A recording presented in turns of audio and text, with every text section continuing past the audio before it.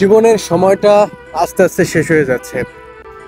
সময়ের পিছনে আর টাকার পিছনে ছুটতে ছুটতে পৃথিবী থেকে নিজের বয়সের পুরো অর্ধেকটাই চলে গেছে শুধু এই টাকার পিছনে ছুটতে ছুটতে। নিজের শখ আহ্লাদ বিলীন হয়ে যাচ্ছে শুধুমাত্র কিছু কাগজের জন্যে।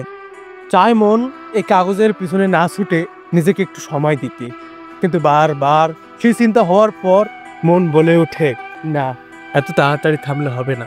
তোমার সামনে একটা ভবিষ্যৎ আছে, তোমার মা বাবা আছে, তোমার জীবনের একটা লক্ষ্য আছে। এই লক্ষ্যগুলো তোমাকে পূরণ করতে হবে। এত তাড়াতাড়ি হার মানলে চলবে না। তুমি তোমার গন্তব্যে পৌঁছানোর জন্য আর একটু কষ্ট করো। শুধু এই মন এতটুকু বোঝানোর কারণেই এখনো পড়ে আছি এই টাকা উপার্জন করার রাস্তায়। জানি না কবে শেষ হবে এই রাস্তাটা।